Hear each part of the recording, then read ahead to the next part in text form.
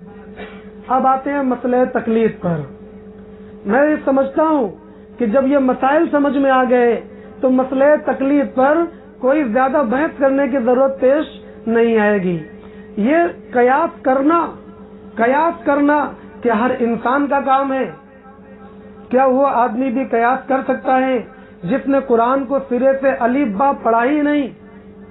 یا وہ آدمی قیاس کر سکتا ہے جس نے قرآن کی تلاوت کو تو سیکھا مگر قرآن کے تراجم اور معانی سے وہ محروم ہے؟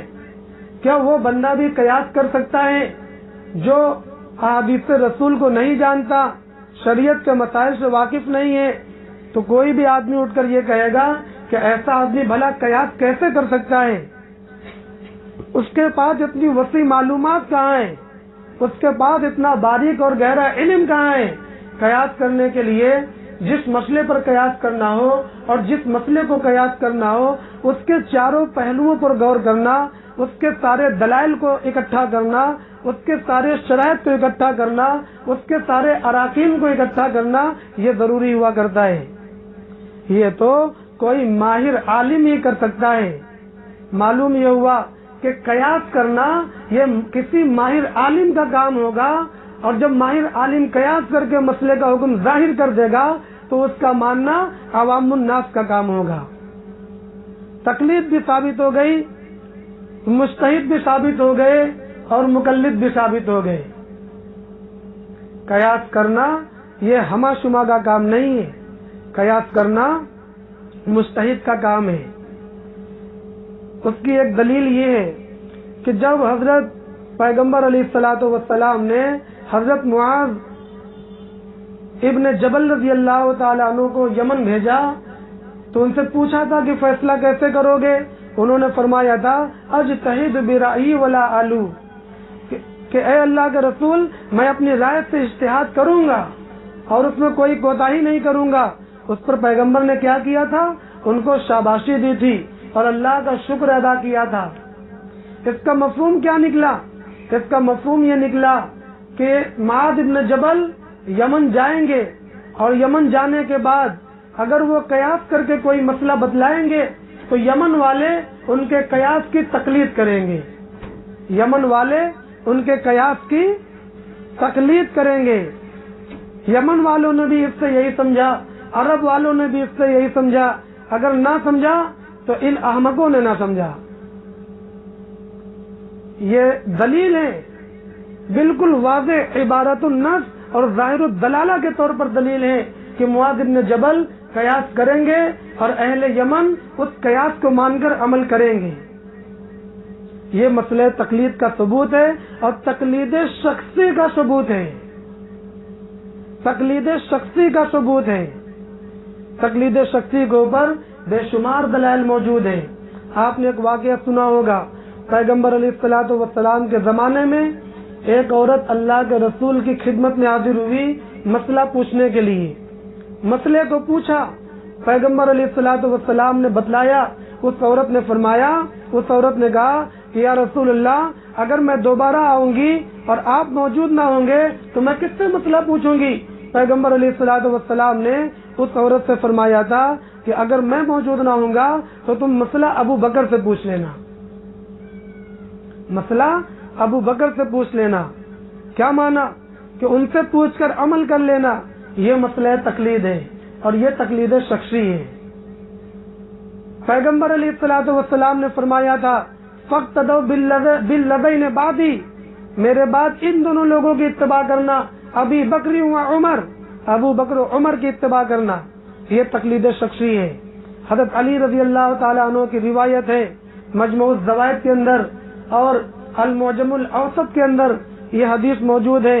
حضرت علی رضی اللہ تعالیٰ عنہ نے اللہ کے نبی سے فرمایا کہ یا رسول اللہ آپ کے پردہ فرما جانے کے بعد ان نزل بنا امر لیس فیہا بیان امر ولا نہی فماذا تأمرنا، اے اللہ کے رسول جب آپ موجود نہ ہوں گے اور ہمارے پاس مسئلے آ جائیں گے، اس مسئلے کے بارے میں کوئی قرآن میں آیت نہ ہوگی، کوئی حدیث کے اندر دلیل نہ ہوگی، اس وقت ہم کیا کریں گے؟ پیغمبر علیہ الصلوۃ والسلام نے فرمایا تشاورون الفقهاء العابدین ولا تمضوا رأیا خاصۃ، پیغمبر علیہ الصلوۃ والسلام نے فرمایا کہ اگر ایسا کوئی مسئلہ پیش آ جائے تو عبادت گزار فقہ والے علماء سے مشورہ کرنا اور کسی ایک رائے پر اٹک مت جانا، کسی ایک رائے پر اٹک مت جانا، یہ پیغمبر علیہ الصلوۃ والسلام نے بیان فرمایا تھا۔ مطلب کیا ہوا؟ کئی مطلب نکلے۔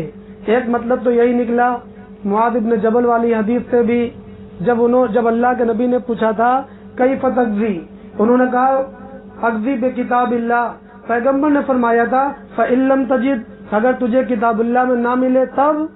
معلوم یہ ہوا کہ بہت سے مسئلے کا جواب کتاب اللہ میں نہیں ملے گا۔ بات سمجھ میں آئی؟ آگے فرمایا معاذ بن جبل نے کہ اگر کتاب اللہ میں نہ ملے گا اقضی بسنت رسول اللہ، میں رسول اللہ کی سنت سے فیصلہ کر لوں گا۔ پیغمبر نے پھر فرمایا تھا فإن لم تجد، اگر مان لو وہ مسئلہ رسول اللہ کی سنت میں بھی موجود نہ ہو تب کیا کرو گے؟ معلوم یہ ہوا کہ مسئلے وہ بھی ہوں گے جو اللہ کے رسول کی سنت میں بھی نہ ملیں گے۔ جب امت کا یہ حال ہے تو ضروری ہوا کچھ ایسے اہل علم کا موجود ہونا جو کتاب اللہ اور سنت رسول اللہ میں غور کر کے جو مسائل کی دلیلیں ان میں موجود نہ ہو، حکم موجود نہ ہو، امت کے سامنے دلائل بھی بیان کریں اور احکام بھی بیان کریں۔ تو امت کے وہ علماء جو یہ کام کرتے ہیں ان کو امام اور مجتہد کہا جاتا ہے۔ امت کے وہ علماء جو یہ کام کریں ان کو امام اور مجتہد کہا جاتا ہے، اور جو لوگ ان کو مان کر چلیں ان کو مقلد کہا جاتا ہے۔ اگر کتاب اللہ سے مسئلے کو نکالنا، سنت رسول اللہ سے مسئلے کو نکالنا غلط نہیں ہے، اگر وہ کام صحیح ہے تو پھر ان کی تقلید کرنا بھی کہیں سے غلط نہیں ہے، ان کی تقلید کرنا بھی صحیح ہے۔ اگر ان کا وہ عمل صحیح ہے تو ان کی تقلید کرنا بھی صحیح ہے۔ محترم بھائی اور دوستوں، وقت ختم ہو چکا ہے۔ آخر میں ایک بات عرض کرنی ہے کہ ہم لوگ کہہ کر تقلید کرتے ہیں اور شرعی تقلید کرتے ہیں، اور وہ لوگ انکار کر کے تقلید کرتے ہیں اور غیر شرعی تقلید کرتے ہیں۔ کیا معنی ہوا؟ ہم لوگ کہہ کر دودھ پیتے ہیں اور بھینس کا دودھ پیتے ہیں، وہ لوگ کہتے ہیں صاحب ہم دودھ نہیں پیتے اور کتیے کا دودھ پیتے ہیں۔ یہ مسئلے کا مفہوم ہے۔ میرے الفاظ اگرچہ ذرا بھونڈے ہیں مگر مسئلہ سمجھانے کے لیے ضروری ہے۔ بعض مرتبہ بیان کرنے والا یا قلم چلانے والا کچھ اس قسم کے الفاظ بولنے پر مجبور ہوتا ہے مسئلے کو سمجھانے کے لیے۔ مثال کے ذریعے سے مسئلے آسانی کے ساتھ سمجھ میں آیا کرتے ہیں۔ تو ہم لوگ کہہ کر دودھ پیتے ہیں اور حلال دودھ پیتے ہیں، وہ لوگ انکار کر کے دودھ پیتے ہیں اور حرام دودھ پیتے ہیں۔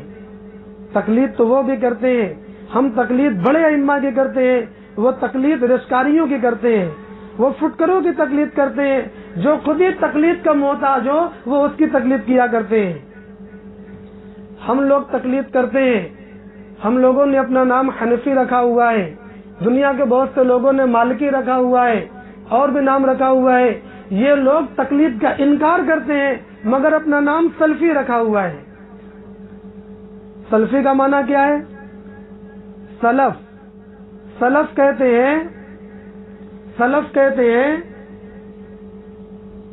کہتے ہیں ان لوگوں کو جو امت کے مقتدا ہیں۔ وہ کون ہیں؟ صحابہ کرام یا مقتدا کے شاگرد ہیں یعنی تابعین، یا شاگردوں کے شاگرد ہیں یعنی تبع تابعین۔ انہی تین طبقے کو اہل سنت والجماعت کے نزدیک سلف کہا جاتا ہے۔ انہی تین طبقے کو سلف کہا جاتا ہے۔ سلفی کا معنی یہ ہوا کہ ہم ان لوگوں کی پیروی کر کے چلنے والے ہیں۔ صاحب تو تراویح 20 رکعت کہاں گئی؟ 3 طلاق کا مسئلہ کیا ہوا؟ جمعہ کے اندر 2 اذان کہاں ہوئی؟ کہاں چلی گئی؟ وہ تو اسلاف کے مسئلے تھے۔ صحابہ کی عدالت کہاں چلی گئی؟ اور شریعت کے جو 4 دلائل ہیں یہ اسلاف کے بیان کیے ہوئے ہیں۔ اسلاف کے وہ دلائل کہاں چلے گئے؟ معلوم یہ ہوا کہ انہوں نے اپنا نام جو سلفی رکھا انکار کرتے ہوئے رکھا ہے، وہ سلفی نہیں ہے۔ در حقیقت سلفی وہ لوگ ہیں جو صحابہ کو ماننے والے ہیں، تابعین کو ماننے والے ہیں، تبع تابعین کو ماننے والے ہیں، وہ سلفی ہیں، مگر کہتے نہیں ہیں۔ اور جو اپنا نام رکھتے ہیں وہ سلفی نہیں ہیں۔ بنارس کے اندر ان کا بڑا ادارہ جامعہ سلفیہ، جب یہ شروع میں قائم ہوا تھا تو اس کا نام جامعہ سلفیہ نہیں تھا، اس کا نام تھا الجامعۃ المرکزیہ، یہ نام تھا۔ اس نام کے ذریعے سے یہ پتہ ہی نہیں چلتا تھا کہ کس مسلک کا مدرسہ ہے۔ صاحب یہ جہاں چندہ لینے جاتے، عرب ممالک کے اندر بھی جاتے، تو ان کو خاطر خواہ چندہ نہیں ملتا تھا، کیونکہ کسی کے سامنے یہ واضح نہیں ہوتا تھا کہ آخر یہ مدرسہ کیا تعلیم دیتا ہے، کیا پڑھاتا ہے، کن کا مدرسہ ہے۔ جب انہوں نے دیکھا کہ پوری دنیا کے اندر مقلد ہی مقلد بھرے پڑے ہیں، اس کے بغیر کام نہیں چلنے والا ہے، تو عرب کے اندر سلف کا نام بڑا مشہور تھا، انہوں نے اپنا نام بدل کر رکھ دیا الجامعۃ السلفیہ المرکزیہ۔ جب یہ نام رکھا تو چندے کی بھرمار ہو گئی۔